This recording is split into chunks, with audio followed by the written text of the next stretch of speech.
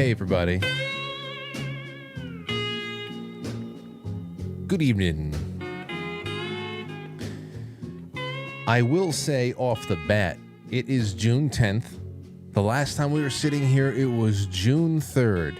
And last Monday, it was something rather hot. Hot and steamy.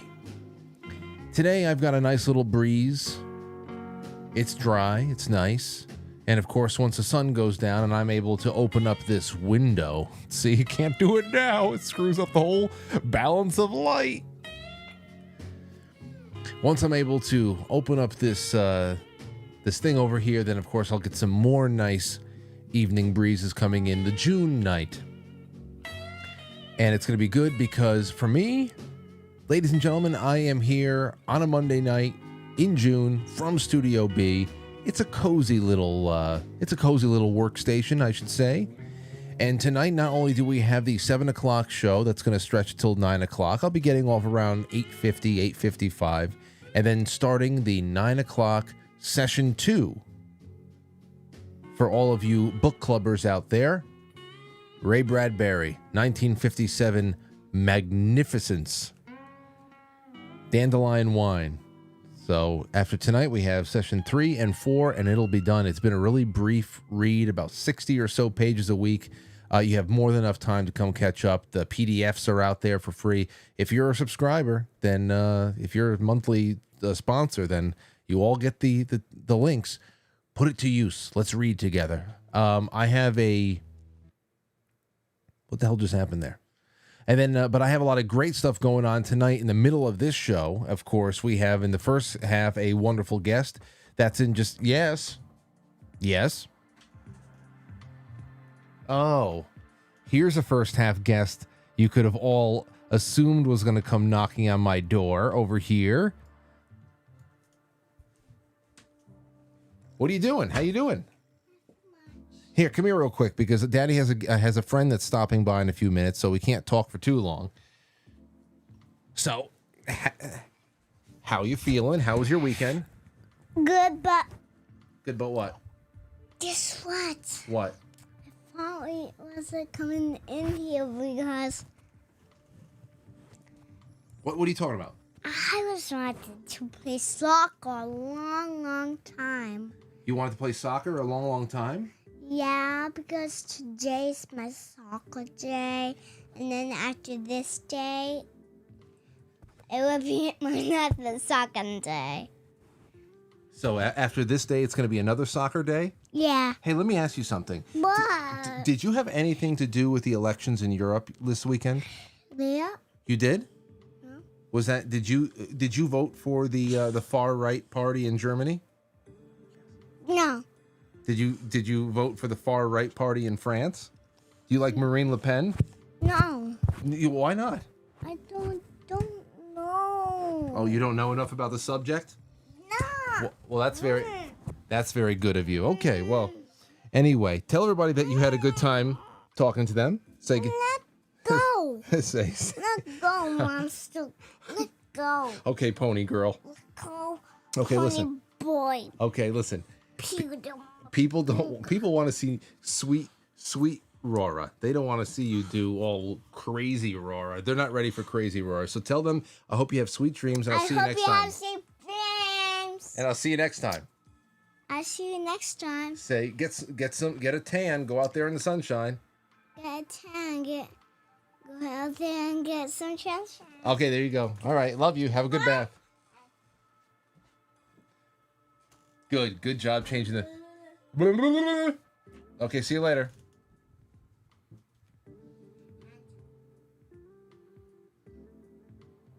Right, whatever that means. Okay, see you later. Okay, love you. All right, there we go. So what do we have going on tonight? We have Bob Motta coming on in the first half. He is going to be talking about the Karen Reed trial. Now, it's a little bit of a true crime kind of a night again.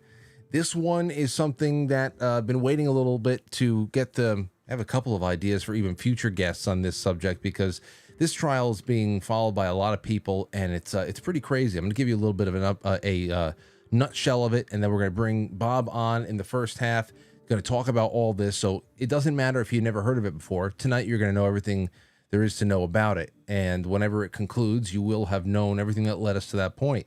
In the second half, I'm going to get to your, hopefully some calls, your super chat, stuff like that. And then Frank and Jim Zell are going to call in because they're going to, I wanted them to have some comment on the latest on the Long Island serial killer. There's 2 more murder charges, as I told you on Friday, but there wasn't enough time to fit all that into a Friday night show. So that's going to be interesting in the second half. And that's that. A little bit on Europe, just a tad, because tomorrow when Robin McCutcheon comes on, there's going to be a lot of geopolitics.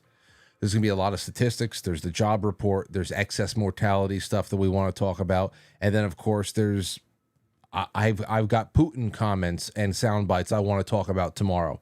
Not only about BRICS, what he was talking about with BRICS, comparing the global GDP in BRICS countries versus the G7. That's something that I'm sure that Robin would love to comment on, is highly qualified to comment on.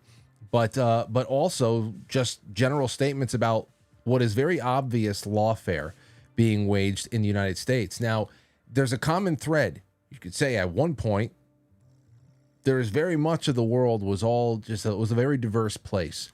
Even in Europe, very diverse. Culture, you name it. Currency, you name it. Not now. Now there's something rather disgusting that it's kind of connecting everybody. And that is the fact that there is a really, really virulent, ready to consume and kill everything in their path form of Bolshevik, Marxist Bolshevism that is everywhere. So the left, the dopes in the American left who don't really know where they have no real understanding of the progenitor of their mindset, of their worldview, why they have the stances they have on everything from economics to just the sanctity of life itself. They know the average American leftist is really a dope in that respect. They don't understand Bolshevism. They don't understand the Weimar Republic. They don't understand anything. They don't understand anything. Nothing. They don't understand the 1917 revolution. They don't understand it, where they come from, where the base programming that lives inside of their skulls comes from. But that's what we see. Everybody is just, crying because of what's going on in Europe right now. Here's the main takeaway there. Here's the AP news.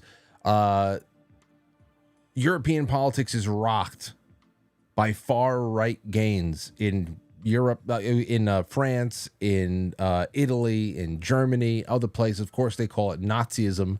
4-day election has shaken the foundations of European Union with the far-right rocking rule. Remember, this is Overton window European far-right. So they're all very, very progressive still. But God forbid anybody starts clamoring for the days where, Germany is for Germans, France is for the French, Italy is for Italians. God forbid.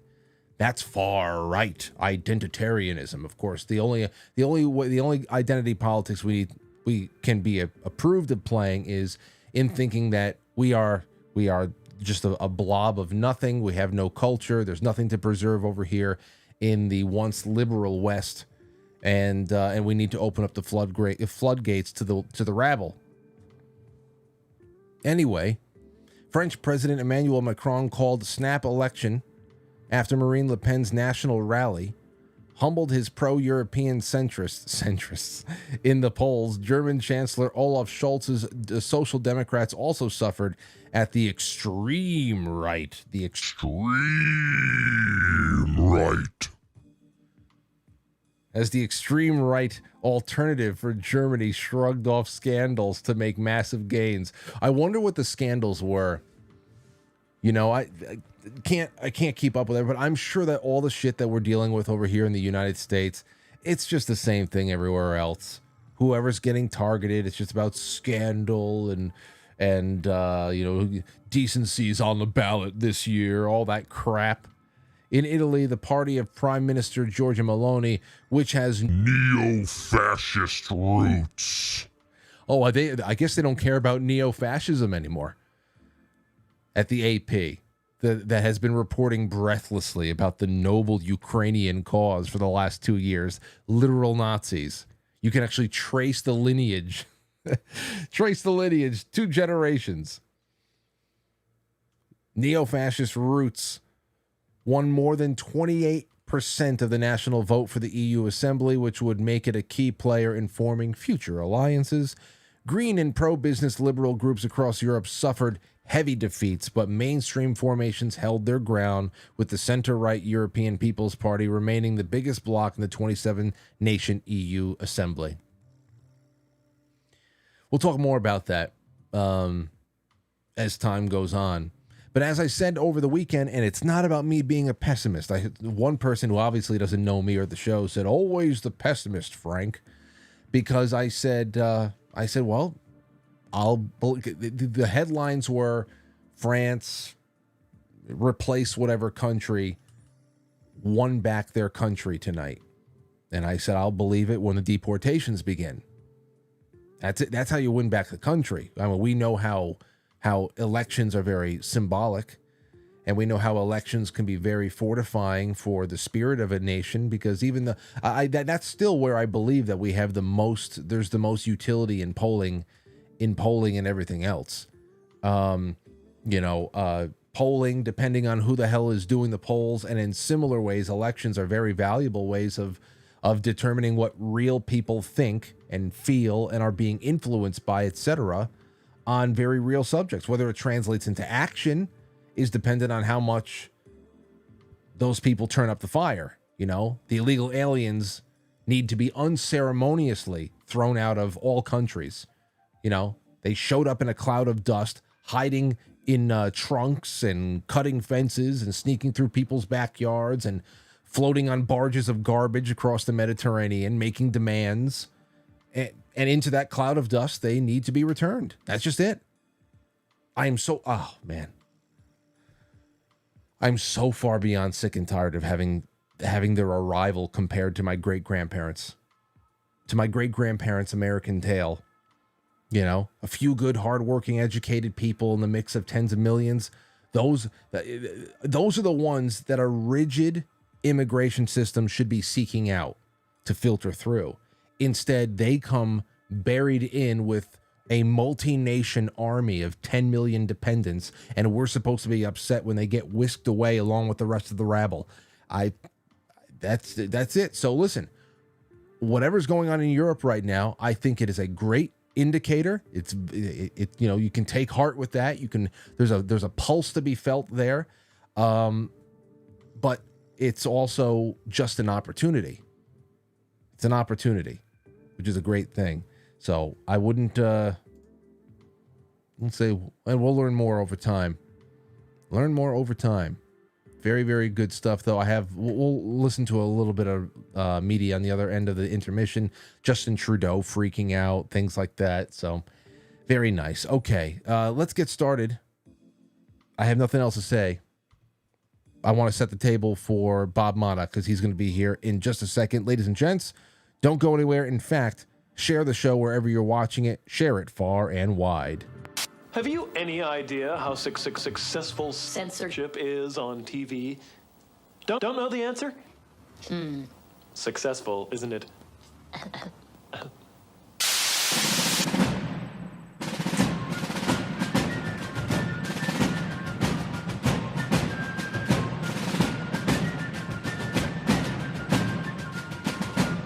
You let one ant stand up to us, then they all might stand up. Those puny little ants outnumber us 100 to 1. And if they ever figure that out, there goes our way of life. It's not about food. It's about keeping those ants in line. That's why we're going back. Does anybody else want to stay? Let's ride!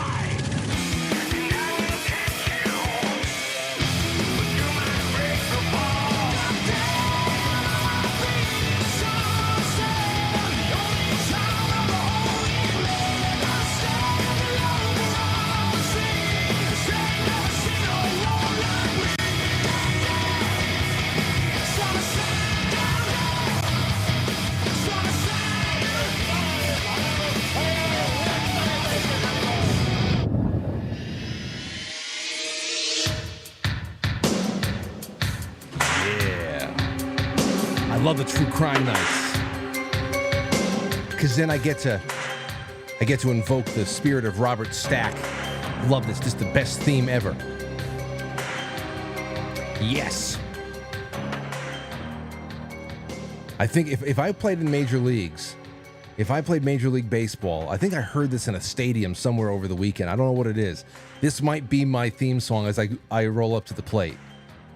Especially if I go up to the plate as I am right now. It would be an unsolved mystery as what you're going to get out of me.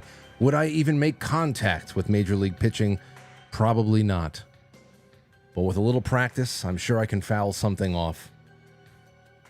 Don't put one past me. Okay. Let's see. I have a little bit that I want to throw up for you. Not literally throw up, but you never know. Here is what we're going to be discussing tonight. The latest from the Associated Press. I'm just going to put it up on the screen. A murderous romance or a frame job? And this is what it's really coming down to, the question for this Karen Read trial. Okay? Was it a lover's quarrel that turned deadly? Or was Karen Read framed for the murder of her then boyfriend? A highly publicized trial of a woman accused of striking her Boston police officer boyfriend with her SUV and leaving him for dead in a snowbank finished its 6th week on Thursday. John O'Keefe, 46, died in the Boston suburb of Canton in the early hours of January 29th, 2022. Prosecutors say Karen Read, 44, dropped him off at a house party hosted by a fellow officer after a night of drinking, struck him while making a 3-point turn, such a girly thing to do, that's the one, and drove away. But did it happen? Read has pleaded not guilty to second-degree murder and other charges. Her defense team argues that she has been framed by someone who beat O'Keefe to death inside of the home and that the homeowner's relationship with local and state police tainted their investigation. See, this is where it gets crazy because then right there you need to start talking about motive.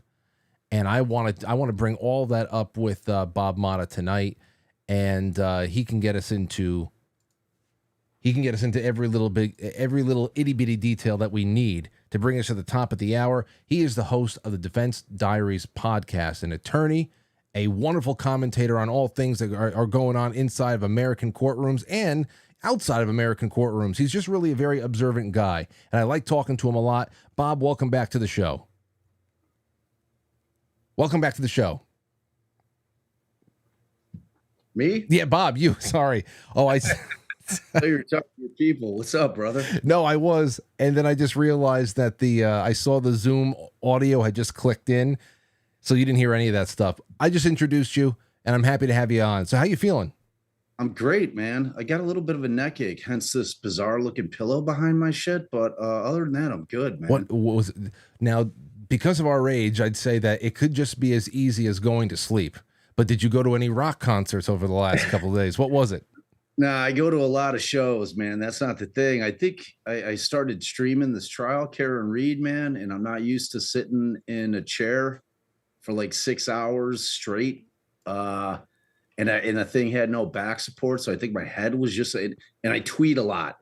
So I think when I'm looking down, like people always think I'm sleeping on the lives because I'm live tweeting. Yeah. I think that's the impetus, man. But enough of my whining. What's up with you? Oh, I'm all right. Right now, my neck is fine, but as far as my hips go, they're a little bit tight. I've got to open them up a little bit more.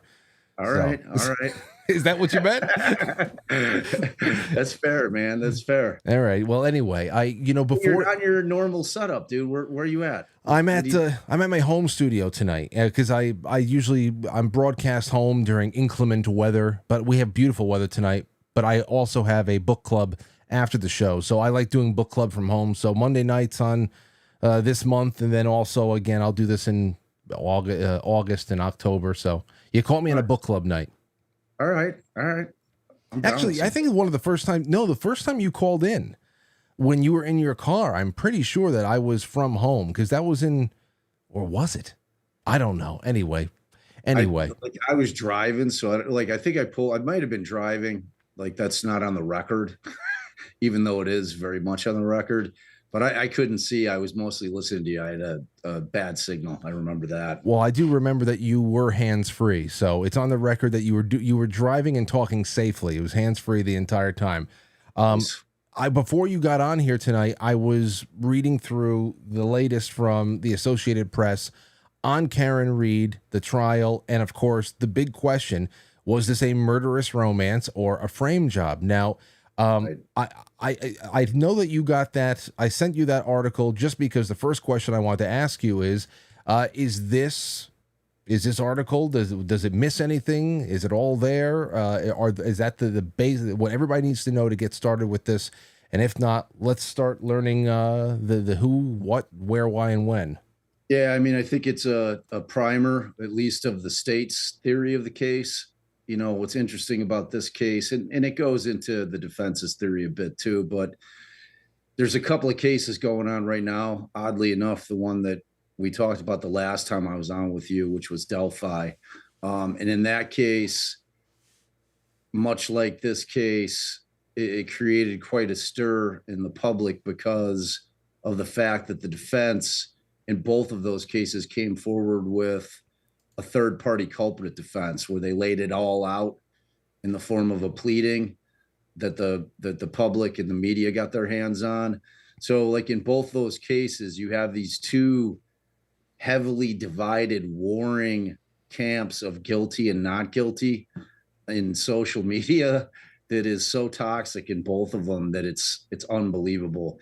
And all of this before, like up until leading to this trial, like it was all before any of us saw any of the evidence. It was all based on two theories alone. And you know, nobody should be dug in on any position so firmly that you're adamant about it until we go to trial, until the evidence is vetted. I mean, that's just common sense and facts. I mean, it's like we're all going to form an initial opinion, but you know, when people are running around with torches and pitchforks, either way, frankly, on whether guilty or innocent, before we've had the evidence vetted at trial, to me, is a longtime defense attorney, man, is just insane because you have to have everything vetted. So, you know, the concept of the Commonwealth is that Karen and John, you know, went to the bar. They met some friends out there. There was a first bar, and then they end up at this the waterfall bar. And, you know, shortly after midnight, the bar closes around 12:30. It's last call. One of the other party goers, who's also a cop, says, "Hey, you know, let's go back to my crib. We'll have a little, you know, after party at my spot."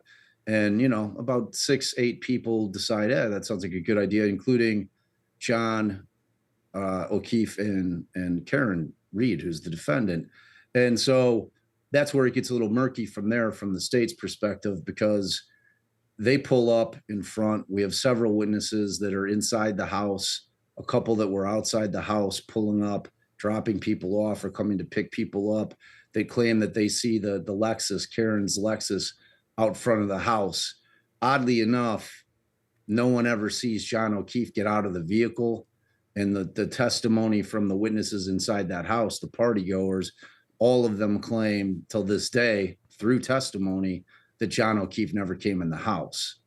So fast forward to the next morning, about 5 o'clock, Karen wakes up at John's place.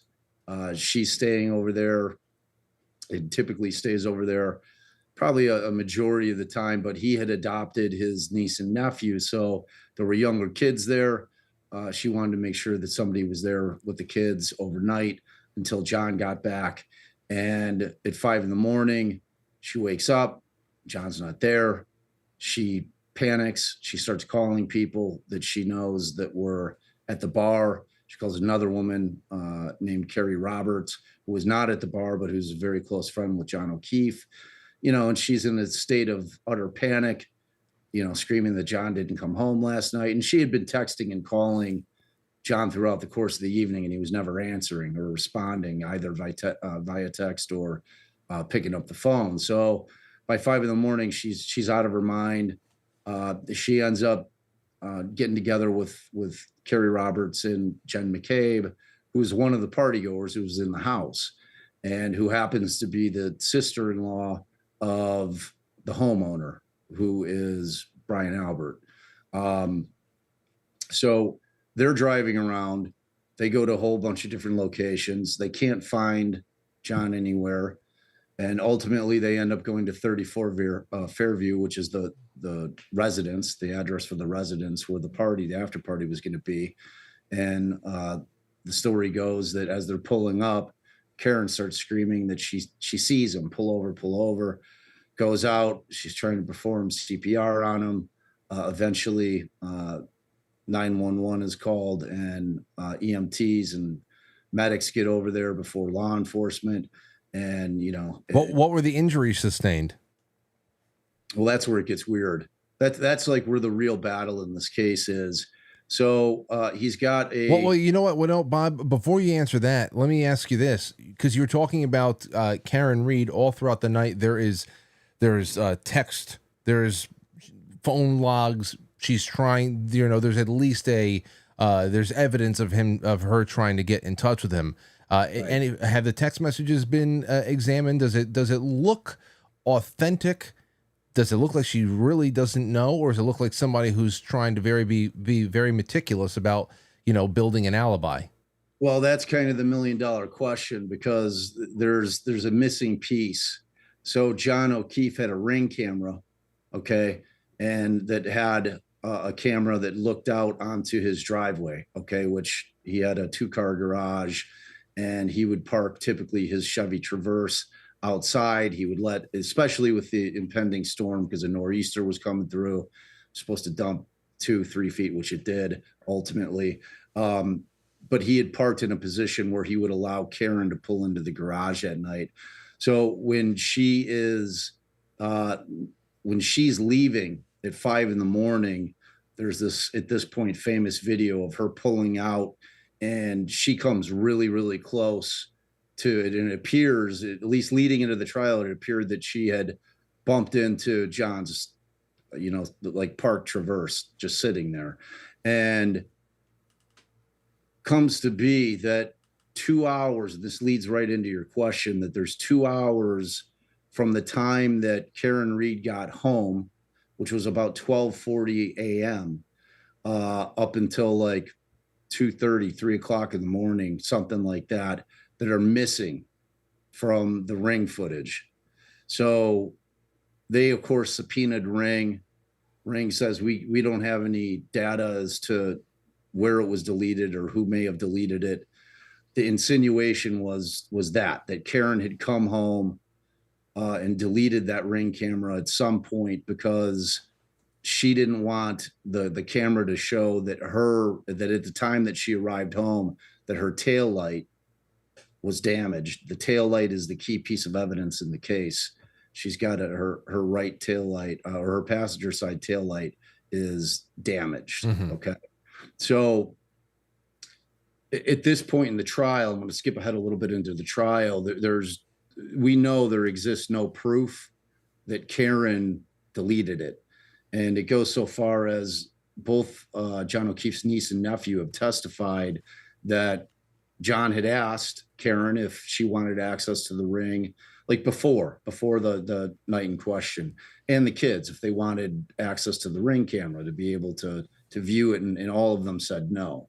So that doesn't mean that she couldn't have accessed his computer, but they also took his device in terms of his laptop, and I'm sure that they went through that as well to see if she had accessed the account there.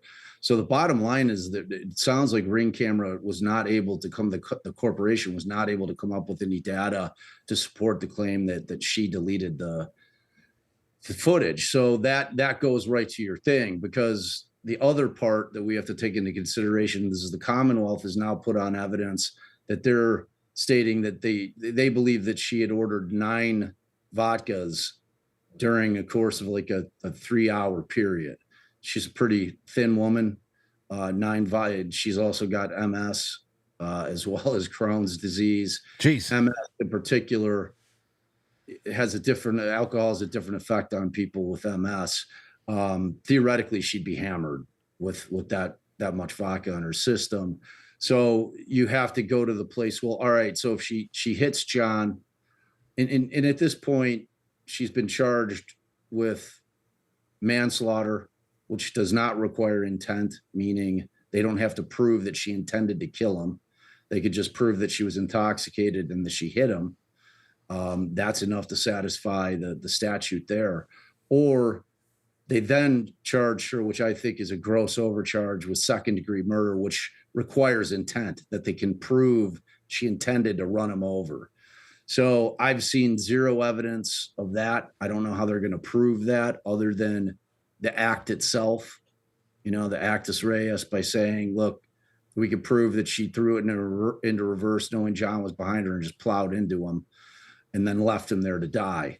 That's the only way that they'll ever be able to prove intent, because they're relying on these angry voicemails that she's leaving when her boyfriend doesn't show up back home that night, much like the same my wife would be doing if I ghosted her, was out with my buddies all night and didn't have the courtesy to text her back or answer her calls or be like, yo, this is where I'm at. So I mean, to me, that's a non-starter.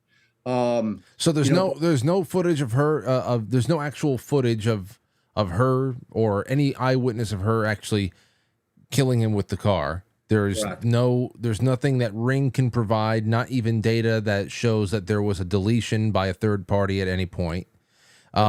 And then, there's something, what about weird little pieces of information that I picked up along the way? Is it true? I just had scribbled it down that someone what is this about a Google search at 2:27 in the morning, asking Google how long it takes to die in the cold? Yeah. So that's kind of that's the mystery piece of evidence that everybody's been debating about for a year plus, ever since the defense threw out their whole theory of the case. So I hadn't gotten to the defense's theory. Okay. So their theory is that John O'Keefe got out of the car, went into the house, something went down in there. He takes an ass whipping. They drag him out to the house, not thinking he's dead necessarily, but just take him out there thinking he'll get up and wander off, get an Uber, go home, whatever. So that's where the 2:27 Google search by Jen McCabe on her phone comes up. So initially, when the defense got the discovery, they got the Cellubrite, which is an extraction tool used by law enforcement to basically plug into your phone. They extract all the data. All that data then goes into a dummy phone that you have hooked up, and it also generates a report. The thing about Cellubrite is that it can recover upwards of 95% of all deleted items and data off of your device. So that's a little tip for y'all out there. If you're ever going to get into a life of crime, just remember that you deleting things on your phone doesn't do anything. It's all still there, and they can recover all of it, text messages, photos, everything. So the defense, when they finally get the actual device themselves or the report, I think they got the device and they sent it to their expert. Their expert ran it through Cellubrite, and he ends up finding this search that he claims took place at 2:27 a.m. The importance of that is obviously if Jen McCabe is Googling how's long to die in the cold with the typo in there, so it's HOS, long to die in the cold at 2:27 a.m., that obviously implies that she's aware that John O'Keefe is laying in the front yard, passed out in the cold. All right. So, which does not fit their narrative. The narrative of every party going in there, which is a bunch of cops, a bunch of fellow cops, a couple Boston cops, Canton cop, and an ATF guy. And all of them to a person claim that John O'Keefe never came into that house. So it's 6 o'clock, about 6:03 and 6:04, Jen McCabe makes two more searches of the same thing, how long to die in the cold. So the first one, man, it's how long to TI die in, I think it's CLLK or CILK. So she's trying to type the same thing. And then a minute later, it mirrors the original search. So it's how long to die in the cold. The defense's theory is that she did that in order to mask the 2:27 search, which shows in the Cellubrite report as deleted. Now, she got on the stand and completely denies to this day that she ever made that 2:27 search. So, damn. Dude, it's insane. So insane. Alan Jackson, who's one of the defense attorneys during cross-examination, says, and it was a brilliant cross, because he said, okay, we all know, we all use Google, right? Like, you use Google. I have typos in my Google searches all the time because of fat thumbs, right? But it always says searching what Google thinks that you meant. You know, it can kind of figure out from our typos what we actually meant to type, and it shows you the results. So she ends up typing "house long to die in cold" or whatever it is, the CIKLD. It would obviously recognize how long to die in the cold, and it would show the results. So Jackson asks her why, if you got those results, the very same results from both those searches, you can test it with your own phone, you're going to get the same search results from both of the things. Why would you then 1 minute later type in the exact same search, if not to try to cover the fact that you typed in that HOS long to die in the cold at 2:27 a.m. So that is upcoming in the trial. We have not gotten to the Cellubrite experts, the phone data experts. It's hotly contested. You know, to me, it's really a critical piece of evidence. If it turns out, you know, but the problem is you're going to have two experts saying, no, it happened. One guy's going to say, yes, it happened. And the other one's going to say, no, it didn't happen, which is kind of what happens all the time with experts. You know, they're paid by both sides, like whether it's the government and it's a government employee, a cop, they're paid. So they're obviously friendly to the state, just like when the defense hires an expert, they're friendly to the defense. So it's like, you have to figure out how much weight do you give them? Which one do you find to be more credible? So like, at the end of the day, I don't know if we'll get the kind of evidence that we hope with respect to that search, whether or not it actually happened, because that would be a definitive thing. So basically you're left with these two competing theories. Now, to go back to your first question, which was, what were the injuries? Now, to me, that's the biggest issue in the case. So he ends up with what they call an egg over his eye. Okay. Like two black eyes. So raccooned out eyes, little cut on his nose. And he's got a real large wound kind of like below the crown of his head, kind of on the straight up back of his head. Okay. Which would indicate that he either blunt force trauma by somebody hitting him with something, or I've posited the theory that he slipped, that neither one of these things happened. The guy slipped on the ice, and, you know, both feet go out from under him, and he just crushed his skull. And you said he was found in the front yard?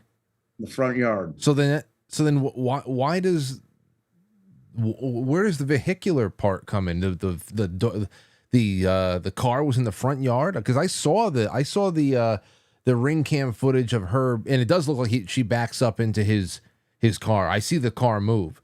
So as far as the cracked tail light, that whole stuff, I've seen that footage before, but I was wondering where the hell the body was, because I thought the car had something to do with it. Yeah, no, well, that's what they're claiming. They're claiming that he either was struck and it didn't kill him instantly, and then he again wandered over and just collapsed, where they end up finding him about 10 or 12 feet into the yard. Right. That's the face that I make too. But the reason I make it more than that, because they're claiming it's at 24 miles an hour. The tail light, like of a 22, or I think it's a 2021 570 Lexus SUV, real upscale luxury model. You know, I think those brake lights and the tail lights are made out of like polycarbonate. They're really hard to crack, especially hitting like soft human flesh. You know what I'm saying? At a relatively low rate of speed. Like this thing, the way that the state has it, is shattered into 45 pieces. So that's another part of the debate. So like Jackson, one of his attorneys, when they're doing they're showing the video of her leaving John O'Keefe's place, to go back to what you were just talking about right there, they really, because like I looked at that video like 1,000 times trying to figure out whether or not I saw it move. Like my wife and I I'm like, yeah, there it is. See, it moved. Like it's ever so slight. So they were brilliant. And what they did is they showed the tire. So they had them zoom in on the back tire, and you can definitively see the back tire move. It's like, so that ended that debate for me. She definitely made contact with the Traverse. The question then becomes, can a Traverse and a Lexus, both SUVs, one big, one smaller, can the contact have taken place between those two vehicles where something on his vehicle would have struck, where the bumpers aren't prohibiting that from happening, where it would cause the taillight to crack?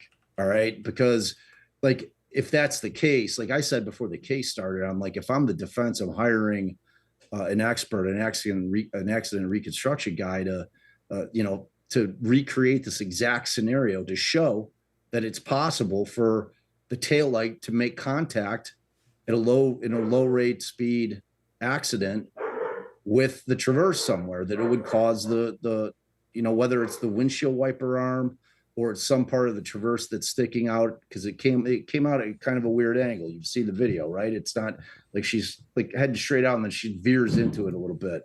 So, there's that aspect of it, which is still not determined yet as far as the trial goes. Because like we're at this point, we're almost 6 weeks into the trial, and Lally, who is the prosecutor, fronted the entire defense's case. So he put on all of the people in that house to get ahead of their third party culprit defense. So he fronted it. Like typically that would be done in rebuttal, because the way a criminal case goes is you have the state goes first with their case in chief, followed by the defense, and then the state they get the last word. They put on a rebuttal case to rebut specifically what the defense has put in during their case in chief. So he went out of order and he said, you know what? I'm not going to let the defense just run amok with these people. I'm going to front it at the beginning of my case. So he went 4 weeks just with that before even getting into the case against Karen Reed, man.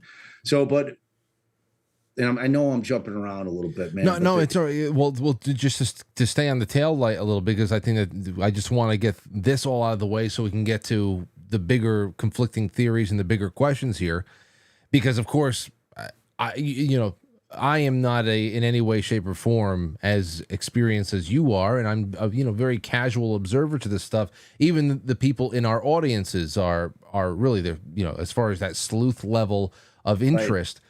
The one thing I do know about the justice system, or at least as the way it should be, is that you are trying to attain a level of beyond reasonable doubt. And I mean, there's so much reasonable doubt from what I see, no matter where you lean. You can't really lock anything up at this point. From what I've seen, you can't really lock anything up. I think I know where it's leaning for me, logically what it says for me, but reasonable doubt, that doesn't seem like it's very much in reach. So let me ask you this: the tail light, was there blood or any kind of human tissue on it? And was there a lot of blood around John O'Keefe? Wherever he was found, was there a lot of blood loss there?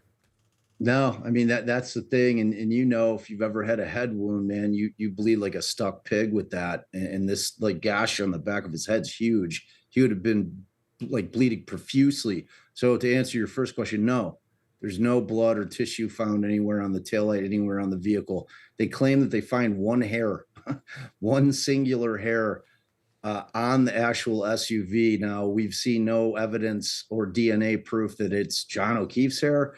And moreover, this vehicle traveled 60 miles in a nor'easter. Like the concept of that singular hair sticking on the vehicle through that kind of a blizzard is absurd. Yeah. Beyond that, I mean, they can't say that it's John O'Keefe's hair. So no, there's zero forensic evidence of John O'Keefe on that vehicle at all.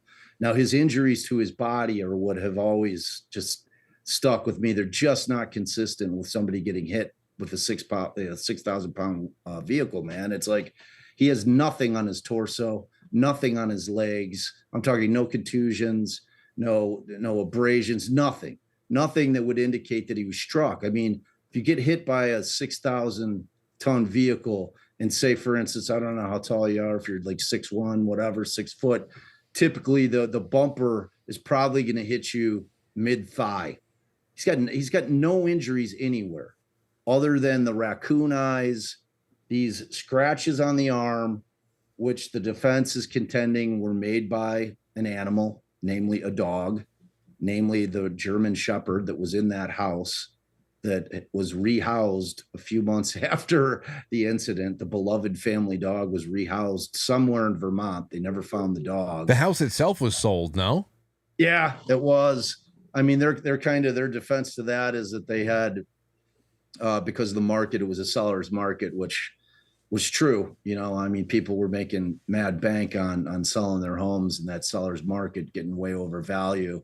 So he did talk to a realtor before that took place, and then he ends up selling it. But oddly enough, he sold it for undervalue pretty much right after the incident. You know, and the problem with the case, Frank, more than anything, is the fact that law enforcement just didn't investigate anything beyond Karen Reed. I mean, they tunnel visioned in on her, and she became the culprit. And you know, she was saying all kinds of stuff, running around like a chicken with her head cut off that morning. Like, you know, did I hit him? Could I have hit him? Did I hit him? You know, there's 2 witnesses that said I hit him. I hit him. I hit him. You know, but she was. You can see from the dashboard cam that she was in a state of like just utter shock. You know, and when you hear her that morning, when you hear her screeching, it sounds authentic to me. Now, does that mean that she can't be full of shit and making it up? I mean, maybe. I don't know Karen Reed. That's hard to be authentic. It really is, when man. When you talk, I was a actual witness, you know, an auditory witness to a murder in 2012. And I know the sound. I mean, I never. That's the first time I've ever been a witness to anything like that, even just on a listening level. But when somebody finds a dead body, or somebody finds somebody they love dead, there's no faking. Right. You just know, if you're a human being, you know it. And I know what you mean by that, because I've read that. Could I have hit him? Did I hit him? That repetition of those things right there, I know I can see how that can get her into some trouble with the prosecution that's looking to find a lead on there, but it's not an admission. And it's, to me, my gut just says this is a woman trying to make sense of the senseless. So, exactly. You know, but yeah, keep going. I'm in the exact same boat that you are. I mean, that's I give that the weight that it deserves, which is very little in terms of, do I consider it to be a confession or admission? No. She's literally running through every potential theory through her mind that could have happened that night, and she's just puking them out loud. You know what I mean? She's in a state of absolute panic. You know, the man that she loves is dead on the lawn, man. So it's like a very real moment in her life where I just don't get the sense, because she doesn't know she's being filmed on the dash. But you know, like she's not there cognitively at that point in time to where she's like, oh, okay, the cop's here, I'm going to start acting like, because like the 2 women that were with her were like, she was hysterical the whole time in the car. That's what Jen McCabe kept calling her, was hysterical. She was hysterical the whole time. And so that wasn't something that started when law enforcement showed up, you know, like, oh, cue the music type thing. It was like, it was something she was doing the whole time. So, you know, as far as that goes, I give it little weight. So then you're really left with this taillight thing. So this is where the whole other part of it comes in. And it's, you've got a bunch of Boston cops in there that are friends with the Canton PD guys, and they're friends with a particular state trooper from the Massachusetts State's trooper named Michael Proctor. Michael Proctor just happened to take the stand today, and they were reading through his text messages to various people, and it did not go well for him. So like the defense's theory has always been that they basically framed Karen Reed, that, you know, in their theory, O'Keefe went into the house, he took the beating, and what kind of made that make a little bit of sense, because it's hard for me to wrap my mind around, not like a small, tight-knit inner circle type conspiracy where you got a crew full of people are like, oh shit, man, something went down, like we got to swear blood oaths, you know, this will ruin all our lives, we can't, like we can't put this on us, like, you know, let's just put them out there and hope, you know what I mean? Like, it doesn't have to be a vast conspiracy, which is what the people on the Karen Reed is guilty side of it are like, oh, you got to have like 50 people be involved with this conspiracy, which is hard to buy, because if 50-person conspiracy, somebody's yapping. Like you're not going to be able to keep that many people quiet. People that don't have a stake in it are not going to risk their lives, their careers, and anything else to keep alive for a bunch of people they don't know. But also, what's the motivation for the conspiracy at that point? Like, what then? Who is John O'Keefe? That so many people needed him dead. It's not even that. So like where the thing goes, what ends up. So Brian Higgins, who's one of the party goers, who like I said, he's an ATF guy. But he's stationed in the Canton Police Department. So he's friendly with these guys. He's invited over to the house. It comes out when he's on the stand that Karen had been texting Brian Higgins. And if you want to call it sexting, it's the saddest version of sexting you'll ever see. But it's basically her coming at him and saying, hey, real mild flirtation initially. And this takes place like 10, 12 days beforehand. And, at some point she tells him, I think you're hot. Now, the competing theory with that is that a couple of weeks prior to that, they were in Aruba, John O'Keefe and Karen, with a large group of people, including, a bunch of people from Canton, and that there were these two sisters who were up there, the Sullivan sisters, and that John O'Keefe was on one, was a little bit hammered, and that Karen thought that John had kissed or made out with the younger of the two Sullivan sisters. It got to the point where she accused her publicly, and it became a thing in Aruba. So the theory is that Karen was doing this with Higgins to kind of get back at John, because even though she apologized in Aruba and offered to pay for the Sullivan sisters' room, it wasn't genuine, that she really still believed that John had been messing around on her, so that her way to get him back was to hit on Brian Higgins. And the concept is, at least as far as I'm concerned, because they text for like 10 days, right? And on the night of the incident, she had kind of ghosted him a couple days prior to that, like where he kept asking, because Higgins isn't an idiot. He's like, I'm sure he heard about the Aruba story. Again, this is Canton. It's a small town, close-knit groups. He doesn't want to be being played by Karen Reed.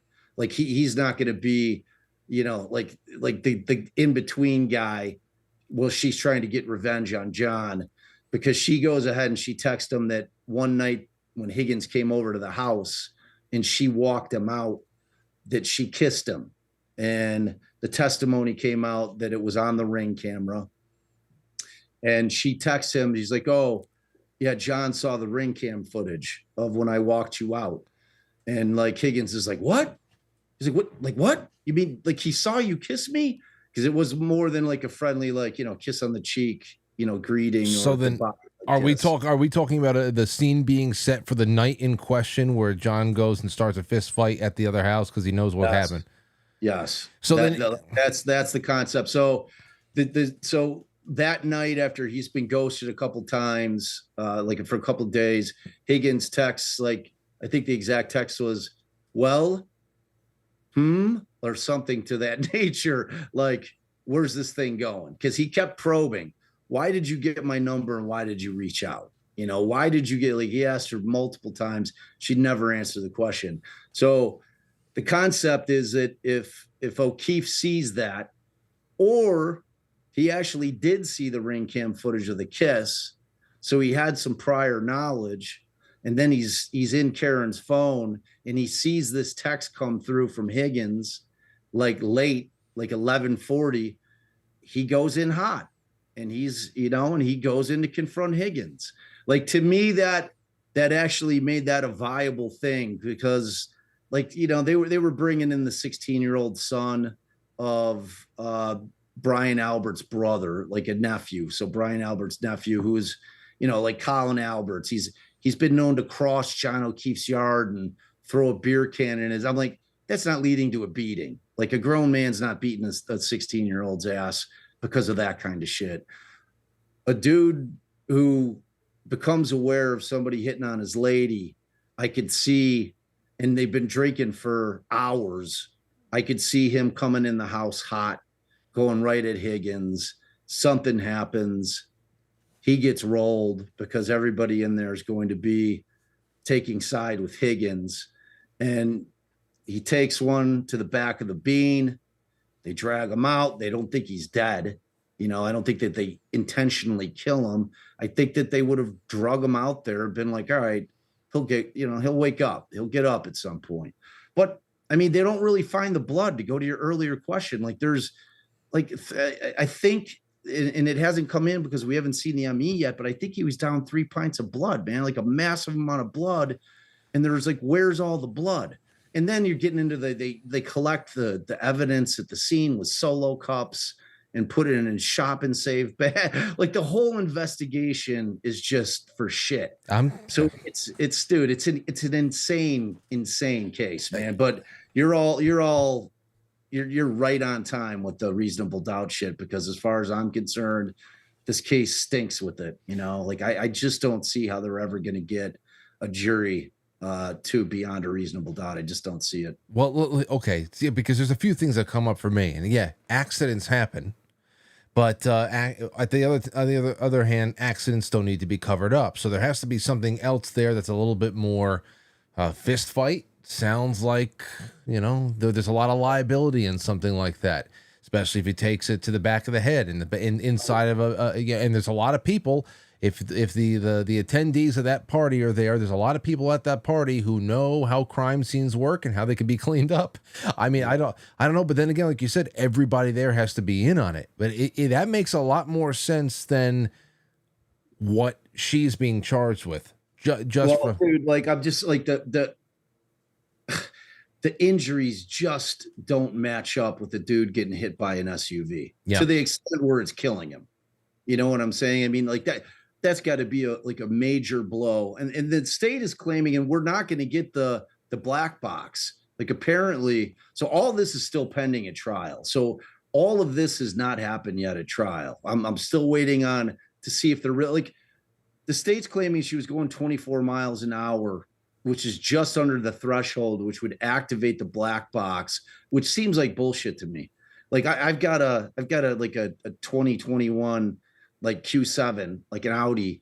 And if I come within 3 feet of something, it so violently brakes that I feel like I hit something. Like every time it does it, it terrifies the shit out of me. My sensors go off, and that's all going to be recorded in the black box. And that's when I'm backing out at, of my garage at 7-8 miles an hour, man. So I find it hard to believe that at 24 miles an hour, there's not going to be any black box data, because to me, that ends the case right there. Like like that would know, the data from the vehicle would know if she struck him at whatever, 12:17 a.m., So if that's not the case, if they don't have that data, and I have to assume they don't, because if they had it, I'm assuming that she would have pled out early on to the manslaughter charge. Yeah. You know what I mean? It's like, why? Because she wasn't indicted on the second-degree murder for months later, like June of that year. So she's first charged with the manslaughter. They then go to a grand jury, and they come down with a grand jury indictment of second-degree murder. So still, though, Bob, I mean, if he got hit wherever the hell he got hit, there would have been a lot of blood. You're talking about wherever the hell it happened. So if he lost 3 pints of blood somewhere, okay, you can't lose 3 pints of blood in one area and then decide to get up and start walking to the front yard.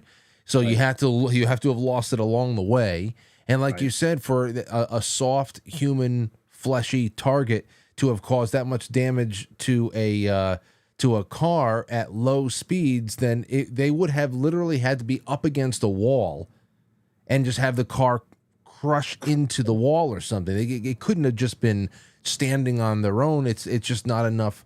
It just sounds, the whole thing's crazy. And the other thing you need an immovable object in order to get that kind of damage. We're talking like this taillight explodes, according to their theory, into 45 pieces that they find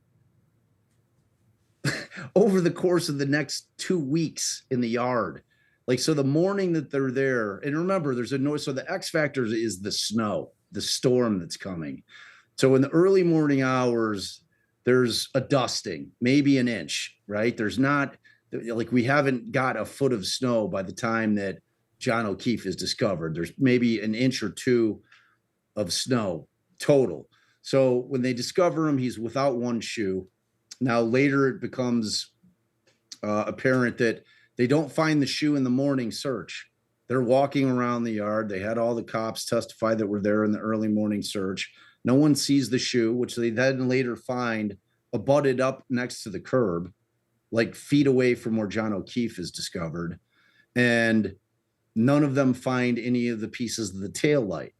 So that night, when the CERT team from the state troopers comes out at like after 5 p.m., which in the winter, it's going to be dark at that point already, they claim that they find 3 pieces of tail light in the dark, in deep snow. You know, it's like the whole thing, man, is a lot. Yeah. Well, I have a couple of questions here from the audience. I'd like to get around to them. I'm going to push back the intermission. I'd just like to spend another 15, 20 minutes with you. Get a couple of these questions as concisely as you can answer, because I have a bigger overarching question about you as an attorney when you're working a case like this. And well, I'll get around to that because I'm really interested in that. Here's a few from a mixture of the audience and the staff, including one of my producer, Krista. She's been following this a lot lately too, and so have a few people from the audience. But here's one from her. The McAlberts have infiltrated the family of Officer John O'Keefe with Jennifer McCabe, even forming a support group for his mother, Peg. How diabolical does a person have to be to do something like this? And why do you think that John O'Keefe's family believes Karen is guilty when the evidence is so blatantly clear that she was framed? That's the $1 million question here, you know, and like the kind of the prevailing theory, and I could tell your producer she consumes some Turtle Boy. Turtle Boy's the gonzo reporter that kind of like broke the story, not so much in that he uncovered things, but in the fact that he read this motion by the defense where they lay out this third-party culprit. He coined the McAlbert thing. And like the prevailing theory is that Jen McCabe was the one who basically was planting seeds, not only with everybody that was in that house in terms of kind of dictating how this thing was going to go, but most importantly with Karen, like first thing in the morning when she meets with her, you know, because Karen wouldn't know independently if she's either blackout drunk when she drops O'Keefe off. She's never been to that house before, and she's not driving. So, you know, because Jen McCabe testified that as soon as they started pulling up towards 34 Fairview, that Karen starts screaming, there he is, and makes a beeline. Now, Carrie Roberts, the other woman that's in the car with them, is like, oh, John was buried under snow. I don't know how she would have known where he was. Well, he can't be buried under snow. I mean, maybe the top of him has an inch or two, but we don't have a foot of snow where a man's going to be like, you're going to see a body that's got a thin layer of snow on top. So if you are of the mindset that something went on in the Albert home and the shit that Jen McCabe is pulling with creating that type of support group to really kind of suck in the O'Keefe family, it is diabolical. Like if it turns out that happened, then that's about as diabolical as you can get. Yeah. Right now, like as far as the O'Keefe family, you know, they're like every family, every victim's family.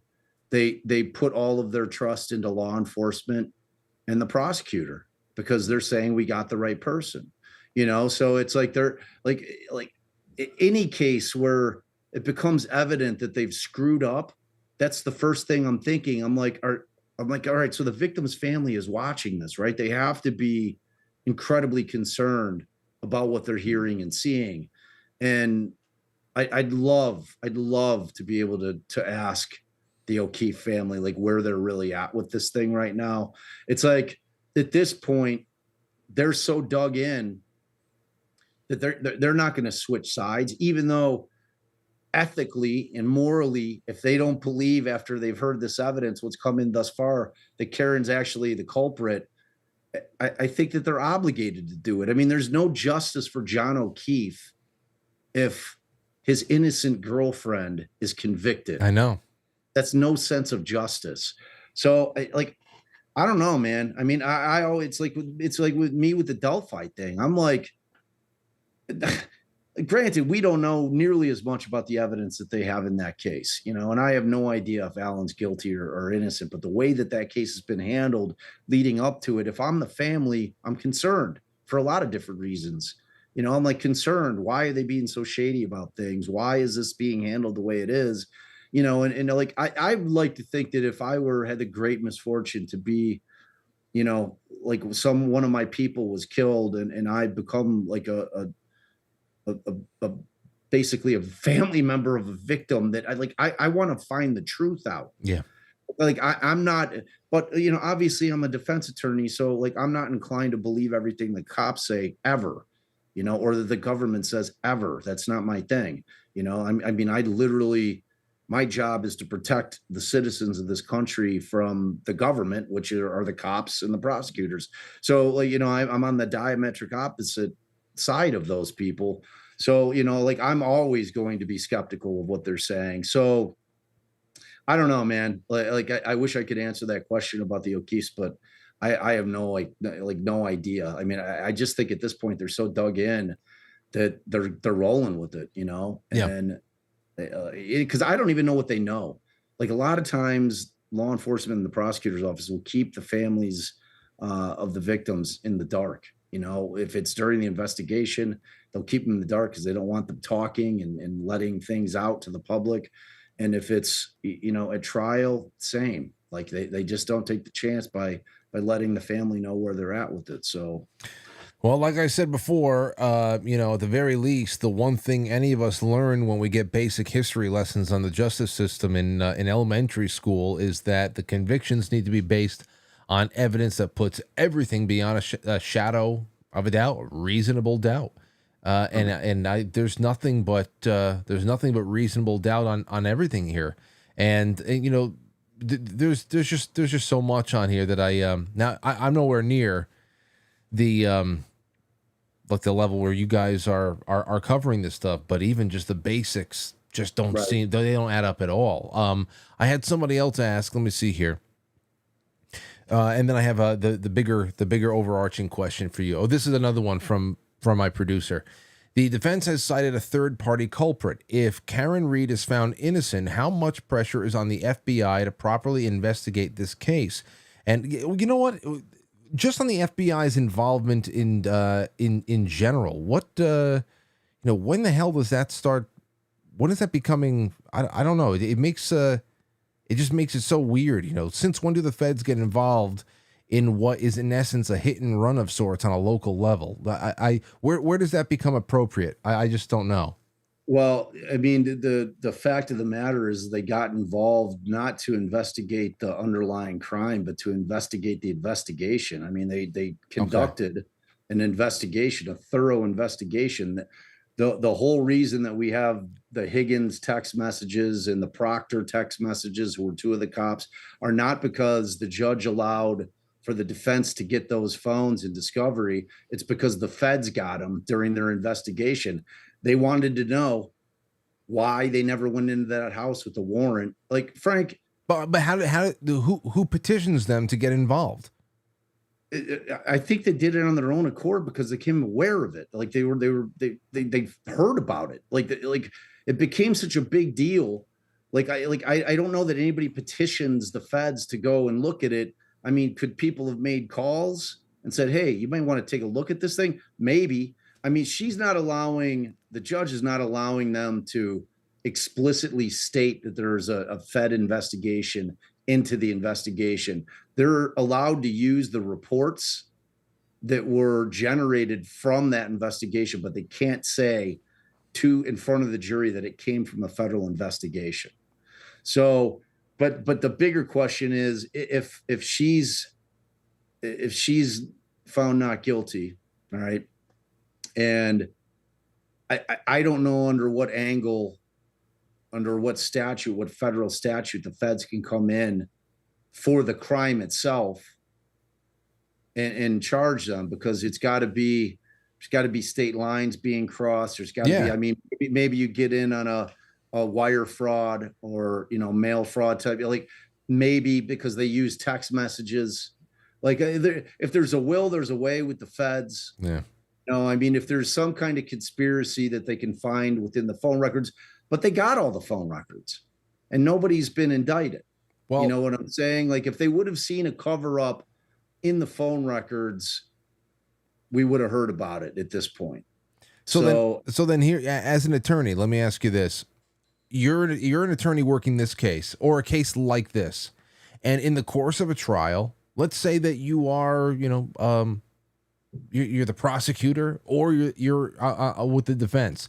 Over the course of a trial, it's becoming obvious, or at least more and more obvious, that the real conspirators, the crooks, the murderers, whatever the hell is emerging from this pool, emerging from the pool of witnesses. What happens at that point? So you have Karen Reed-like figure that is there, and you're starting to realize this girl is innocent.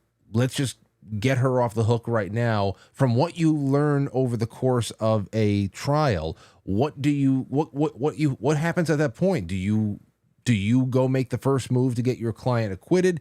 And then how do you pursue any of the dubious characters in the trial that you start suspecting actually might be the real killer? Is the defense attorney? Oh, I mean, anybody. Like, how does a trial like the Karen Reed trial end up actually being refocused toward somebody else, and they actually get the real suspects? Yeah. Well, that's the scary thing about this. I don't know that they will.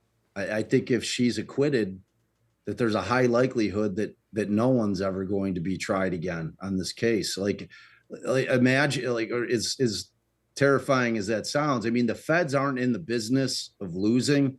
When a U.S. attorney brings a case or an AUSA brings a case in federal court, they are very deliberate with it. They take their time building the case. They're not like states. Like their conviction rate is exceptionally high, and their pleading rate is even higher. I mean, most people plead out in federal cases because they typically have a bulletproof case by the time the feds go. If they don't have the evidence, and I don't see, short of them having found smoking gun evidence via text messages, that they're going to be able to prove that it happened in that house, unless they get one of the people in that house to flip and turn state's evidence. You know what I'm saying? It's like, I don't see how it'll happen, because the way that you handle it if you're the defense attorney is exactly what they did. As soon as they got their hands on the discovery, they're like, holy smokes, man.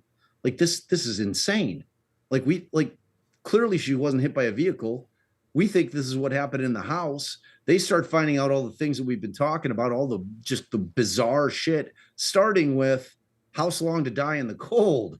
It's like, what is this woman like Googling that for at 2:30 in the morning? See, if she doesn't know John O'Keefe's in the yard. That can't just all go away then. I mean, like how does that all just go away? I mean, who's gonna try him? I mean, so what? The same prosecutor's office can now turn around and say, okay, we were just kidding with the Karen Reed thing. Now we agree with the defense that we were shitting all over publicly for a year and a half, including in trial, saying that they're ridiculous. But now we're going to turn around and convict those very people. I mean, can you imagine trying that case with all the cops? With all the cops, all the people in that house, having said and done everything that you've done in terms of pleadings to discredit that theory. Can it be, dude? It's what about being moved into a more neutral jurisdiction? Or what about this? Is there, because of the nature of the case is so steeped in local law enforcement, the victim is local law enforcement. Of course, there's so many people at the house where he died, all local law enforcement. Was there any conflicts of interest that were uncovered along the way between the prosecutor's office, the judge, any of the people at the house? A lot of it? Yeah, with Canoni, the judge, they filed a motion to recuse herself. They found, Yeah. like she had a connection. Dude, it's a super small, like incredibly incestuous like area, not literally, but just because of the size of it, everyone knows everyone. You know what I mean? This is a small town in Massachusetts where they all go to the same bars, restaurants, they see each other, they're in front of each other in the in the courts all the time. So, like everybody knows each other. The question becomes, you can't forum shop in terms of like you have to try a crime, and federal's the only hope. Okay, you can't go like you can import a jury from somewhere else, but you're always going to have to try the case in that county. Like, I mean, it's got to be tried in that. I mean, you could move it to another county for the purposes of a jury, but in that state, man, everyone's heard of this case. Like, and you're still going to have to deal with the fact that it's still that same prosecutor's office. Doesn't matter where they go to try it, whatever. If they go to a different county in the far reaches of Massachusetts, it's as far away from Canton as you can get. It's still that county and that prosecutor's office that has to try the case. And the problem that you're going to have is that the defense lawyers for all the cops are going to walk in and drop Lally's pleadings on the table and said, oh, so everything you just said here was bullshit. Like every way you tore this case apart, every word that you said was bullshit in terms of the defense's theory of this case. Now you're saying is true. How can we believe? Like, it's an impossible task. The only hope, in my estimation, it would have to go federal, and it would have to be through either wire fraud or there has to be some kind of connection to the federal statutes. There's a nexus, either by telecommunications or computer. It has to exist, otherwise the feds can't touch it. Well, if they had some New York DAs, they'd be able to tie it to anything. So there's that. You can bring Alvin Bragg in; he can tie it to the Titanic. There you go. Whatever. And, okay, so then I guess the most basic hope is that at least one girl's life is spared, because it's a scary proposition for the family, the O'Keefe family. It's devastating. Yeah, man. Because John, I mean, he's just going to be, and that's just it. That's the way his story ended. But at least one more life could be spared, because it just does not seem that.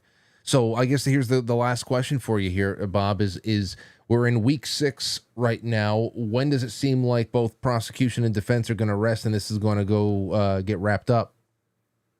So they're hoping by the end of June. So okay, the defense's case in chief was supposed to last a lot longer, but like I said, Lally put on all those witnesses that they were going to call because they did not have any expectation that the state or the Commonwealth was going to call them, because they weren't a part of their case in chief. So he took the wind out of their sails. So they're basically just going to put their experts on. I think we probably have about 28 witnesses for the Commonwealth left. Some of them will be short. A couple, like Proctor, the guy that's on the stand right now, is the banger witness, man. Like, what went down today was just insane. Like the text messages that he's sending to people during is like one of the lead investigators in the case, like about Karen Reed, are just crazy. He's searching. He's like, oh, I got a warrant for a phone. I'm looking for nudes. Just like shit that is like insane, man. Jeez, all like that. Oh, dude. It's like the whole thing is insane. Like my head was exploding. I never, it's like, I know like there's a ton of cops that are shitbags out there, but like this was like next level, like talking about an abuse of power, and it's like my thing with cops is there's bad everything in every profession. There's always bad, right? The problem with cops is that when you're bad as a cop and you've got that kind of power, which can really affect like just forever somebody's life or liberty, it's a scary proposition, man, because that's a whole lot of power to have in somebody who like you should, really be concerned with them having that much power, because they're like a sociopath. You know what I mean? So it's like, yeah, it's a crazy one, man. It's a crazy one. Well, you know, Bob, above all else, thank you so much for giving us the time here, because this is kind of kicking around in the background. I don't want to lose track of these, because I know there's a lot of very interesting things going on in American courtrooms, and because of people like you and other friends that we've made along the way, they're becoming palatable for the average person, and there's a lot of drama and intrigue that's attached to them, but to learn the process and learn the system along the way, that's invaluable education for everybody. And I really thank you for giving us the time here tonight. When this does wrap up, in a couple of weeks, I'd love to have you on, even just for a 15-minute recap, whatever you saw, and of course, I'm always looking for ways to bring you back. So we'll just be in touch in general. Awesome, dude. Yeah, I love it. And hey, everybody, just do me a favor. Frank's got an amazing channel here. We got a little baby channel, Defense Diaries Podcast, over on YouTube. Maybe give us a sub. We're all true crime, man. So I know Frank covers the whole gamut of all kinds of interesting stuff. A whole bunch of crap. We kind of keep it locked in on the true crime stuff. But and if I irritate you, you'll love my wife. My wife's my law partner. She's an absolute badass. She's way better looking and way smarter than me. So and people seem to dig her a lot. So, and she's my partner on that. So check it out. There it is right there. Defense Diaries Podcast. Love it. I have you tagged in the description of this episode on YouTube, but I'll make sure that this link is, don't you have a link tree or something like that? Yeah, I do. I'll make sure that that's in the podcast version when I upload this later, but I'm still waiting until we have what was it, a little bit of a tribunal, a panel with you, your wife. We got to do all. Maybe that's what we do. When this one wraps at the end of the month, maybe all three of us get together just to talk about everything that we're left with now that it's all wrapped up.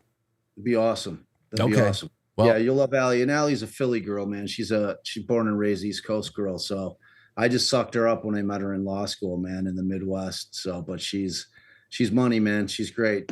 Good. You got to get her out of Philly anyway. So I'm glad. That's a true story, man. True story. All right, man. Well, listen, all the best to you guys over there. Thank you for the time, and we will speak soon. All right. Thanks, Frank. Take care. There you go. Bob Motta, everybody. And so what do we got coming up in a little bit? I'm going to go on a really quick intermission, just a little bit of a breather. Going to grab myself another glass of water, and then I'm going to read your super chats, take a couple of your calls, and start talking a little bit about the updates on the Long Island serial killer. I know Bob did some updates on the Long Island serial killer recently. I don't know if he did any cast on it. Let me see. But I know that he was tweeting about it. Karen Reed, Jen McCabe, Karen Reed. Oh yeah. I don't know if he's done that recently, but I saw him tweeting about it. But anyway, I think the Zells are going to call in on this one, because we had some really good conversations on this in the past as well, when this was starting to get around, when Rex Heuermann was uncovered, and now there's two more charges, 2 more murders, but don't want to lose track of the big picture, and I'm sure the Zells will put that into perspective. So we will be right back. Don't go anywhere. Do not go anywhere. Where the hell is this? I gotta change I gotta change all this. The hell am I doing to myself over here? It's intermission time, folks. Time out to press the like button. Thank you. Let's watch something else, butthead. No way. Those chicks at school said they love this show. And now we must figure out why, so that we can score with them. Welcome to intermission.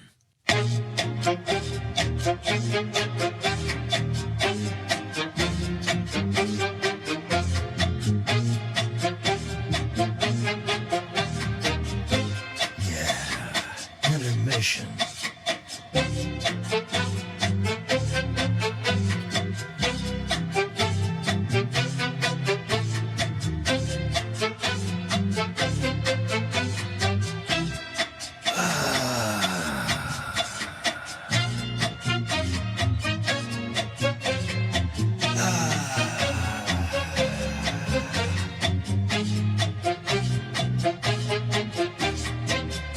You are now entering Quite frankly. Quite frankly. Quite frankly. Quite frankly. Quite frankly. Watch Quite Frankly and stuff. Quite frankly.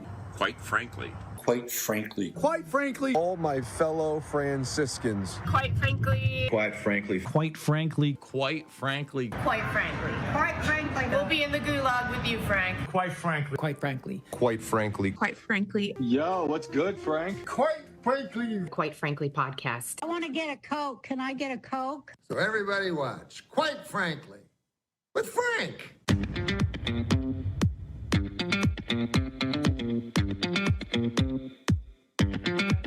Quite frankly.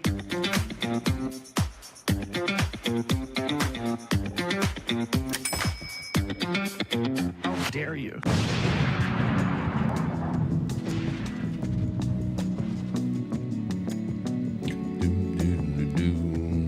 Okay. All right.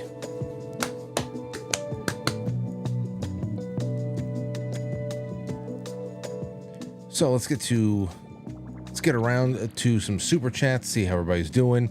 Jay Britt says, I like turtles. I like turtles. Stowe Soup says, good Monday, Frank and Franklies. Great to have you. 925 Wild G says, 5 for the drive. Thank you. That's on Rumble. Rumble Rants. Rumble Rants. Anybody can do them over there on Rumble. You know? I'm here every night for 2 hours on Rumble, among other places. Support us. Support all independent media that you like. And yes, $5 for the drive, which was me walking into the office over here. Oh, does that feel good? Does that feel good? Doesn't take more than 5 seconds to get to work on a night like tonight. All right, over on quitefrankly.tv, powered by Foxhole. Let me see what's going on in Gold Pill Land. JSem, good to have you out there. Cynthia says, looking forward to this show. Very close to home. My daughter was Karen's bartender and knows everyone involved. Wow. Well then, Cynthia, you got to let me know what you think. And yeah, you know that things like this are going to be very close to home for some people because it's a small town story. I mean, it's as close as it gets. It's not high profile with big time names. It's not a Jussie Smollett or anything like that. So it's interesting. It's interesting. And it sucks that a life was lost, of course, but another life could be saved right now, in my humble opinion. Sean Joe, but damn, thank you, Sean Joe. But damn, to think about the bigger story here, which is that question I had for Bob. It's one thing that along the way that you're sitting, you're hanging out, you're taking on a case like this. All right, we've got a drunk girlfriend, lovers quarrel, she ran him over and blah, blah, blah. And that's what we're going to run with. Now, based on everything that was unearthed already, it's incredible that she was even brought to trial as it is. It seems like it was just through sheer force of will that they made this happen. But man, I'll tell you, to think about that, to be involved in a case. Now, obviously, the prosecution, the defense, everybody needs to be morally fixated on coming to the right conclusion. If you have a trial that's in your hands, if you've got all this evidence, you're opposed to the other side, and you want to be able to make your case. At some point there, if you realize that you are, I mean, like, what is the prosecutor's job at that point? To just try to work with what they've got to make sure that they win. That's a part of the gamesmanship of the system that I think is just really disgusting, because it's just at that point is, who are you? You're on the side of the state. You're on the side of, essentially the government, going after somebody, and you realize that you don't have a really good case. And it's not because the person that you are up against, like Karen Reed, is some like wily criminal mastermind who really covered all of her tracks up really good. It's just that they have to know They have to know that she's not guilty, and that they are they got to make what, lemonade out of lemons. And what's that lemonade? Just finding a way to put her away for just because you want to get the win. And of course, because behind that not guilty is the haunting prospect that everybody else who should be a subject is a cop. I mean, that's crazy. So now, obviously, that's a political nightmare. But from a technical standpoint, let's say that it wasn't a house full of cops the night that John O'Keefe was killed. And let's say it's not John O'Keefe and it's not Karen Reed. It's just a whole new cast of characters. There is no local law enforcement theme to any of this stuff, but it's all very, very similar. You have somebody on the stand that is being accused of being charged, but it's becoming very, very evident that they are not the person that was responsible for the death. On the other hand, as the trial is going on, and it seems like more and more the witnesses are on trial, and the witnesses are making themselves looking more and more suspicious and worthy of, suspicion.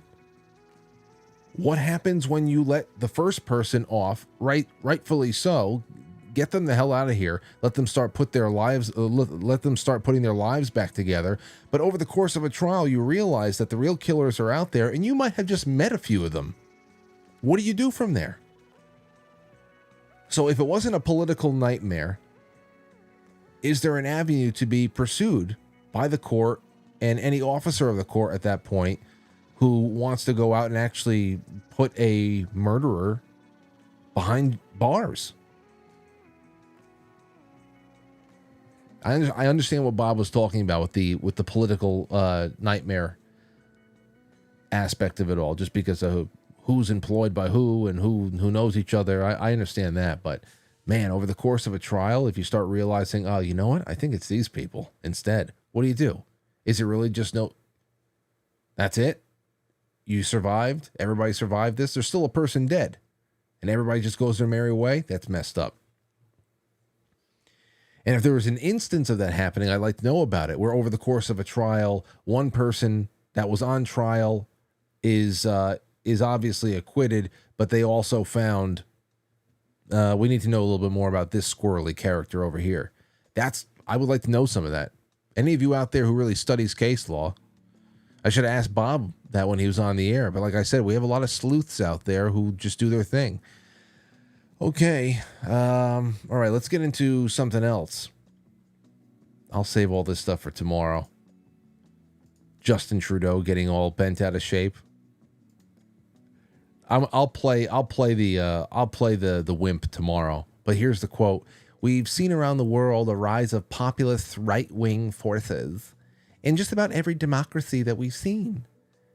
And it's of concern to see political parties choosing to instrumentalize anger, fear, division, and anxiety. Oh, well, we know all that's bullshit. But since they want to keep characterizing any resistance to their madness as anger, fear, division, and anxiety, I will embrace it and just say I am so happy that the far right in every country of the world right now is embracing and instrumentalizing anger, fear, division, and anxiety. We need more of it, if you ask me. So we'll listen to that wimp tomorrow and see where it all goes. All right, here's the other thing for you tonight so we can keep it in theme.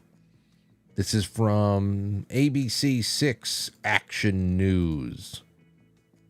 Get that out of the way. That's the Gilded Chat.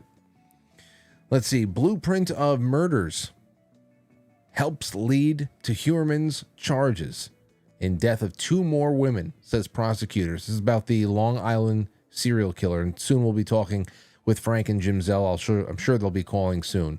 Long Island, New York, disturbing new details were revealed in the Gilgo Beach serial killings case as suspect Rex Huerman was charged Thursday with the murders of 2 additional women, bringing his total number of alleged killings to 6.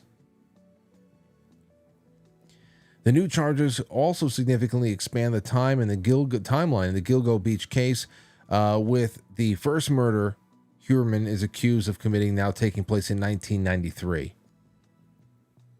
I'm going to read this with Frank and Jim. Frank, you there? Yeah, I'm here. Hold on. He's going to add my brother. Hold on. Okay, second. You got it.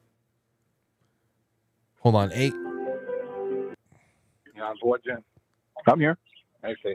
Go ahead, Frank. Hey, you know what? Let me ask you guys something real quick.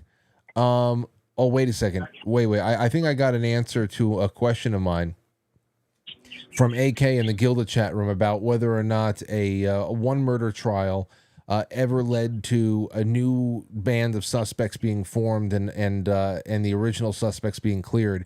And we just came up with something. Here it says that there have been cases where an alternative suspect was subsequently prosecuted based on evidence and theories presented by the defense during the original trial that pointed to that person's potential guilt. One notable example is a 1985 murder trial of Alejandro Hernandez in New York. The defense argued that Hernandez's roommate, Marcos Montes, not Hernandez, had committed the murder. After Hernandez was acquitted, prosecutors reviewed the evidence implicating Montes and charged him with the murder. Montes was eventually convicted based largely on the defense's alternative theory from the Hernandez trial. So I guess it really is just a matter about political will to have a local prosecutor to go after the local police. I guess that's really what it. Okay, all right. So then, for one, Frank, it was a great interview. Yeah, it was very informative about the case. And regarding the feds, you brought up a good question regarding them. How, what's their scope and their involvement? How did they get involved? Yeah, it's a very good question. And Bob didn't necessarily have an answer other than they heard about the case.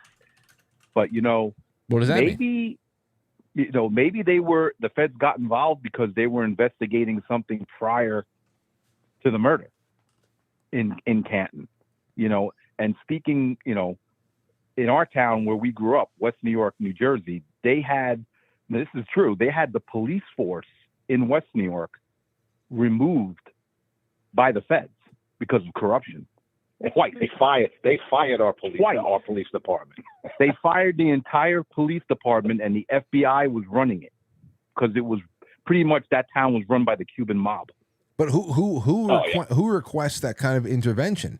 I mean, the feds can't just be monitoring every local police department in the country that may be on the take or something and just pick and choose where they're deployed. I mean, how do you call them in? I just don't get it. Well, I know in the West New York case, there was a cop that we actually went to high school with who basically ratted out his fellow cops, saying, "Hey, all this stuff was going down." So he went and informed the feds, I believe.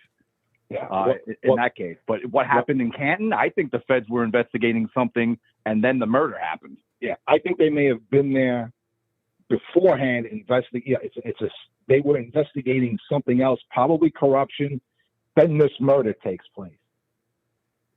I mean, Bob could be right. Maybe somebody asked somebody to step in. That's very possible. I mean, Bob Motta, I didn't think he was going to be able to get it done and do a recap of, 2 years and, 6 weeks of a trial. He did a fantastic job, as he always does, recapping.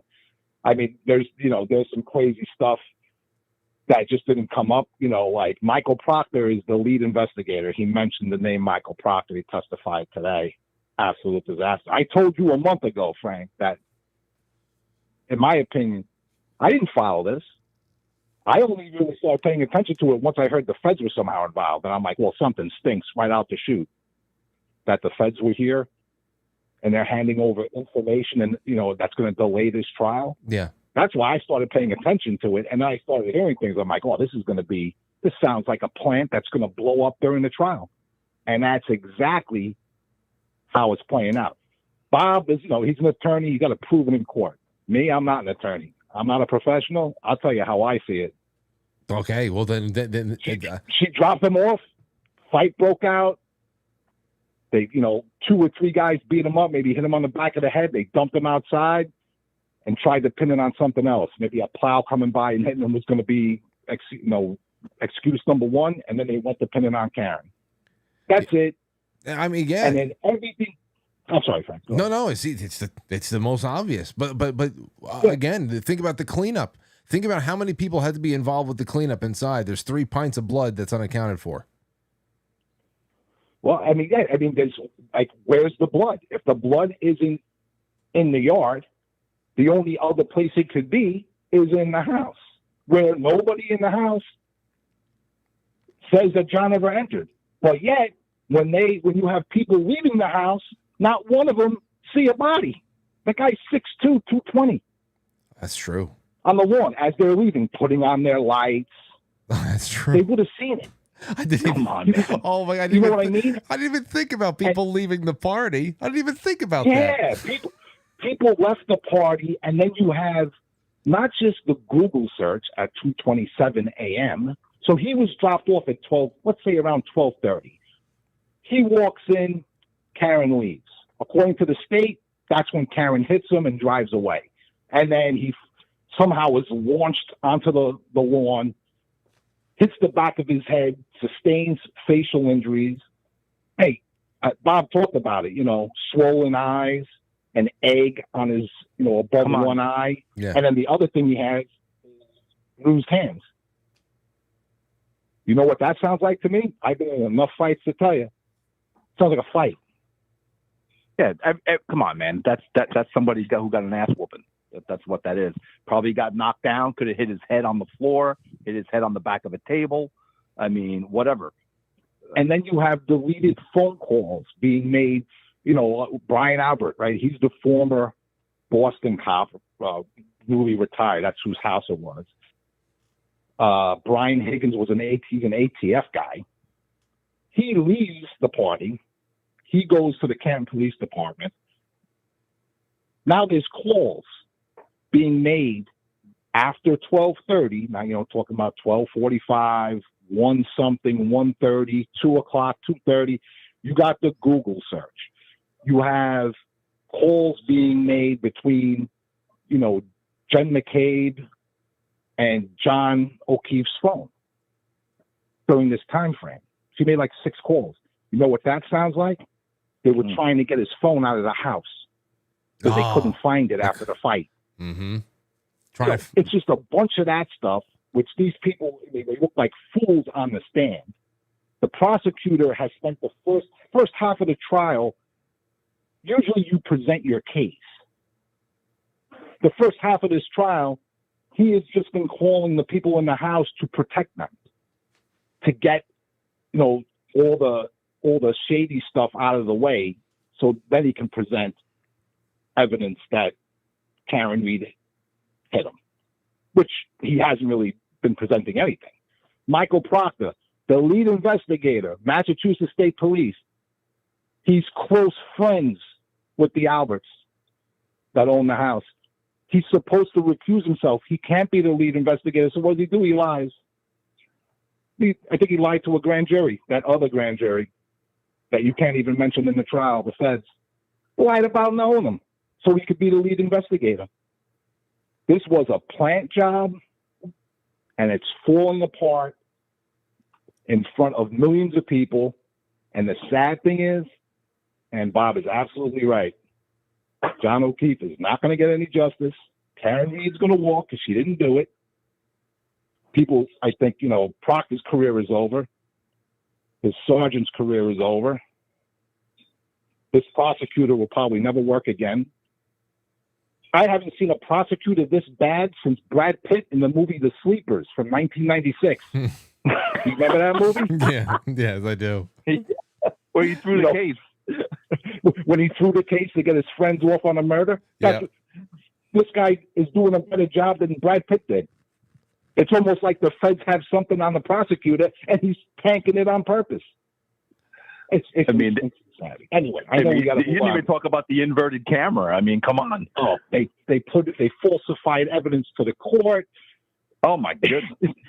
Inverted camera footage of the Sallyport, which is the garage at the Canton Police Department where they towed Karen's car, and it was inverted.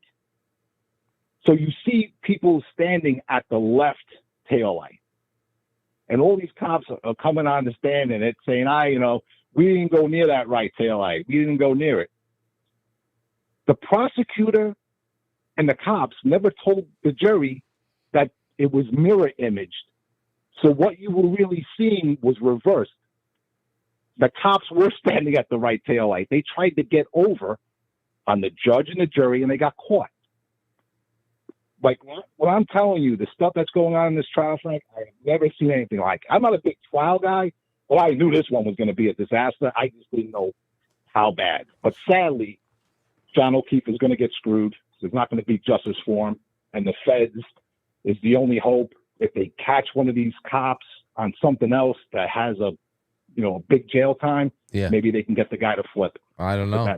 I don't know. You just, I guess in many cases, you just got to pray for justice in the afterlife. Who knows? I mean, there is just it's nuts. And again, this is why I had to bring I had to just pull together a show and get this discussed, because I know millions of people are paying attention to it for this reason. It's just becoming prolific in its insanity. But you know what? With the few minutes that we have left, I got about 10 minutes that I can do with you guys. And I know the Long Island serial killer thing. We discussed this a lot, and to go into the details, we already did that. So we have two more murder charges here for Rex Heuermann. We also have a lot of, almost like, I don't know, to-dos, manifestos, diaries and stuff. He has like checklists, tasks to complete before, during, and after killings, as well as lessons for the next time. Like, he's learning from his killing. Like, he's writing to himself, get sleep before the hunt, have a story set up, things to remember, body prep checklist include, removing heads and hands. Like, it's brutal. It's really, it's just sick, stomach churning shit to read about.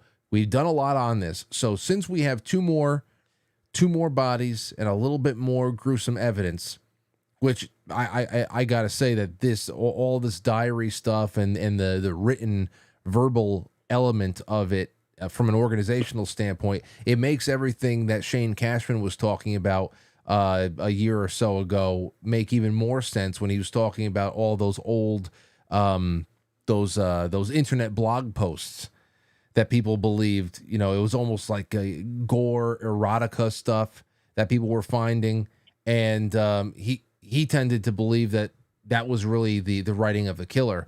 I wonder if that can be analyzed to see if the writing style is the same. But still, I want to leave this up to you guys for the last 10 minutes, because the details, it doesn't really matter at this point, because I just want you to keep the big picture in frame as far as what that area of Long Island was up to, what this really means, the people that are not being mentioned right now, how this is even was allowed to go on for as long as it did. Tell us what you think now that we have two more murder charges.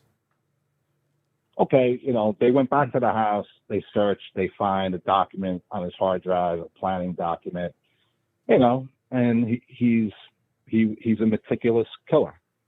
It's, everybody is shocked and appalled, but, there's nothing new under the sun. If you're familiar with, or anybody else is familiar with BTK, Bind, Torture, Kill, same thing.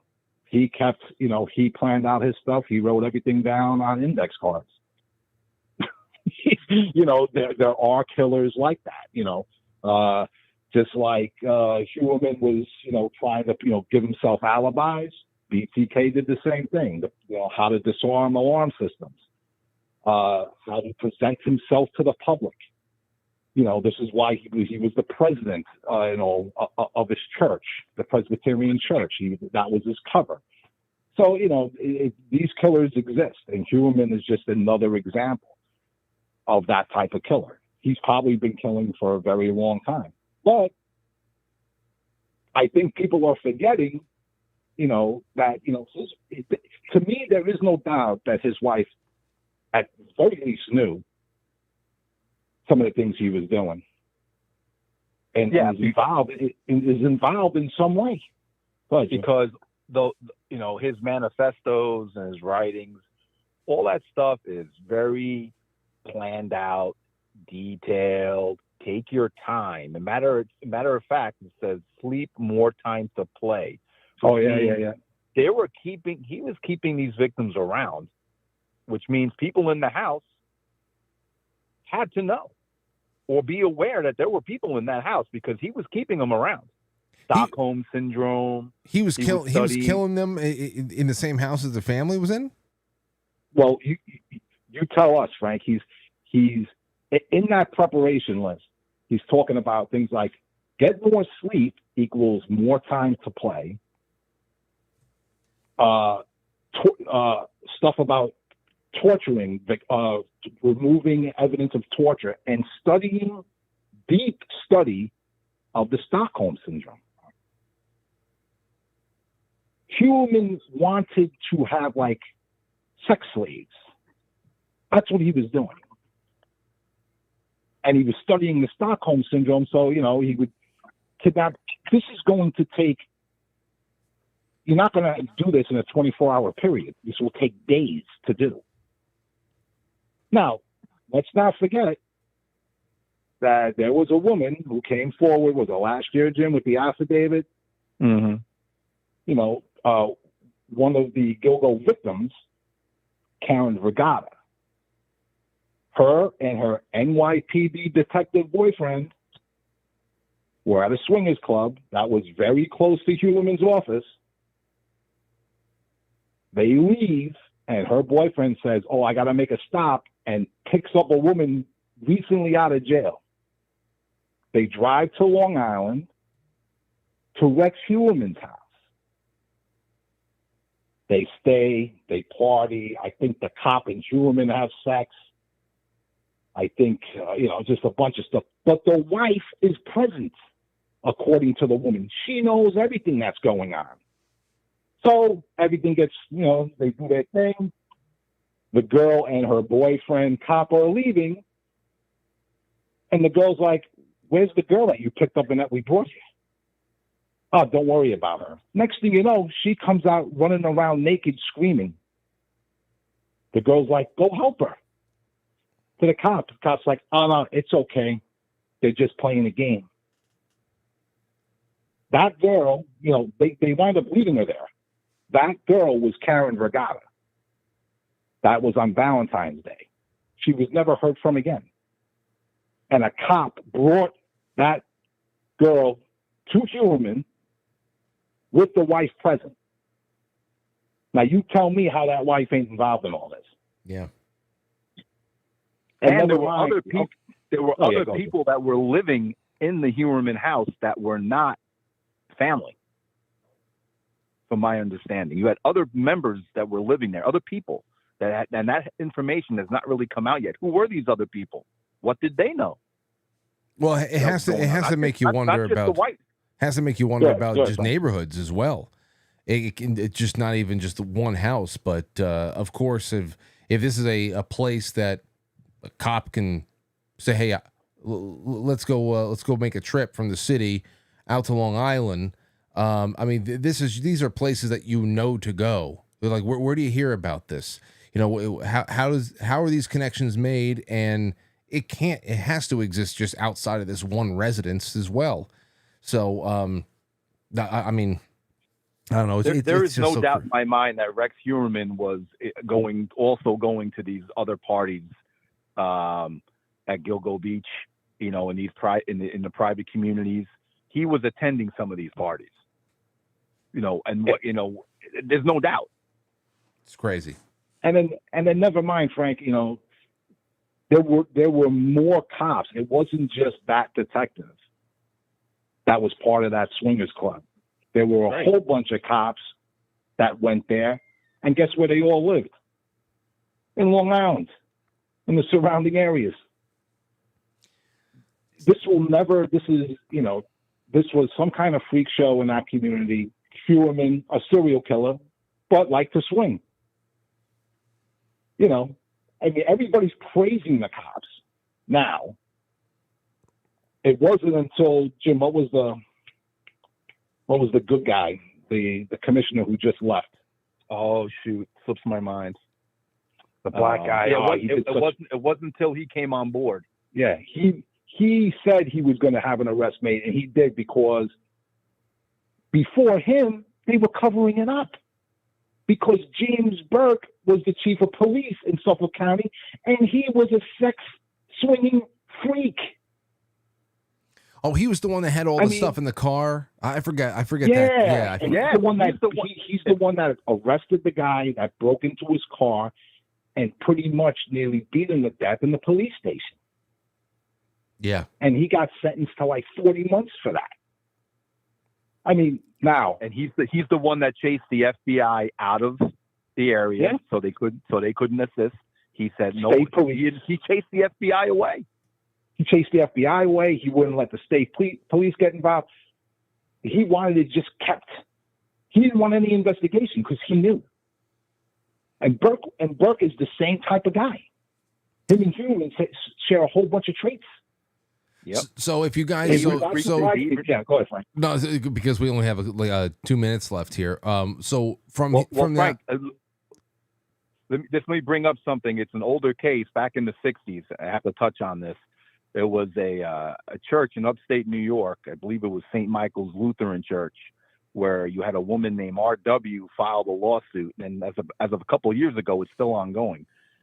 Sex abuse charges against the pastor of that church and other members for ritual abuse, torture, ritualistic abuse, all types of stuff. And the lawsuit is against a pastor, and his name is Kenneth Hewerman, his cousin. Back in the 60s. Wow. Oh, well, you know where I learned it from then. This is a family thing. Oh, yeah. It's in the family. Wow. It's definitely a family thing. Is that being reported on anywhere, Jim, or is that just some of your own digging? I'll send you a couple of articles on it. But it's recent articles or something that you pulled up? No, it's I say within the past year or so. Okay. I mean, like the articles themselves, it's like, I don't know, maybe a few years ago. Jeez, As a country, Frank, we like our terrible stories to have only one perpetrator.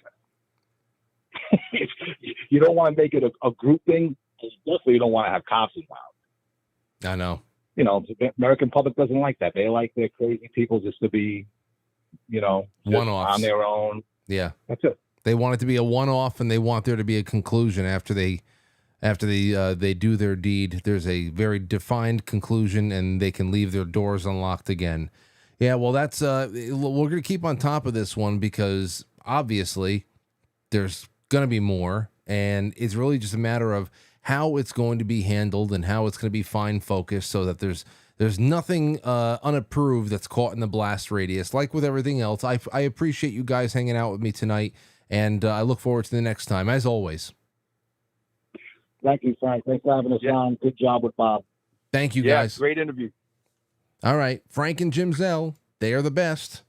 Love chilling with them.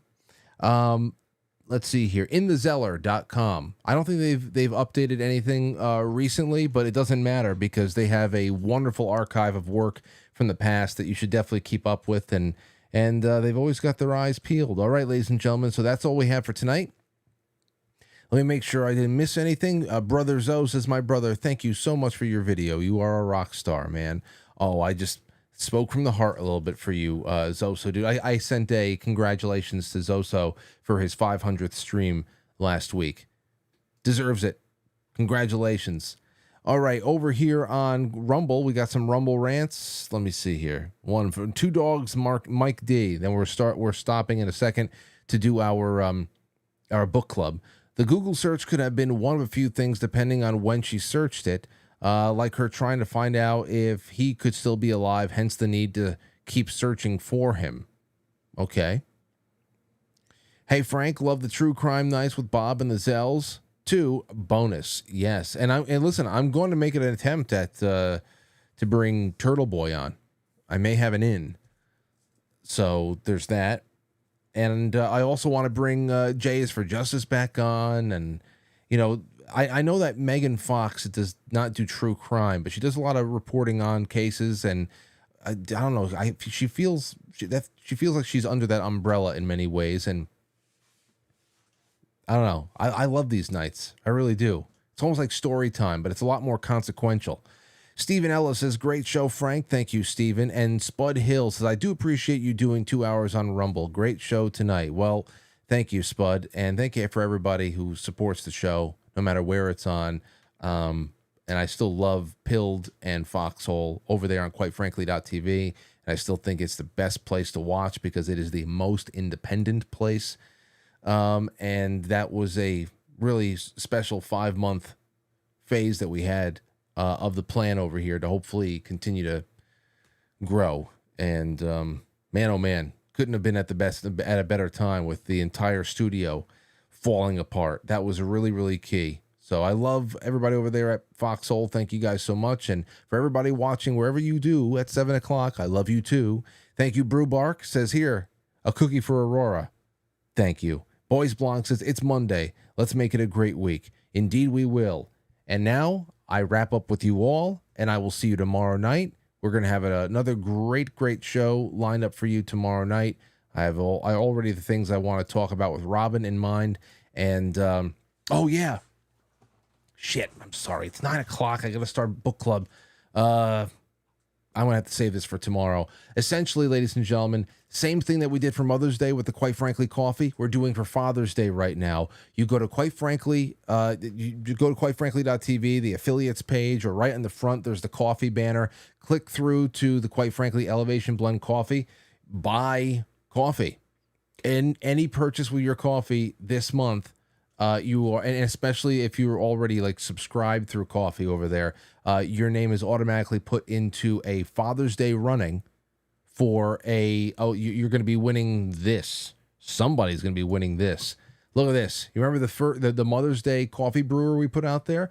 Here's an Ode Brew grinder. Okay. Still like $355. Powerful and precise home coffee grinder with cafe capabilities. So it's not just a grinder, it's also going to brew you the perfect cup. It's going to be matte white. It's going to be fantastic. And all you got to do is buy a bag. And also because of everybody demanding that we have bigger bags, I think that Coffee Revolution has also added 2-pound bags to the store there because you guys and gals wanted more than 1 pound. So they're now 2-pound bags there at your request, and any purchase from now until Sunday, until Father's Day, gets you in the running for this really badass grinder and brewer. So go ahead and do it, and I'll remind you guys tomorrow when I have more time. Good night, everybody. It's been a blast. I'll catch you on the flip side. Will you shut up? Meow.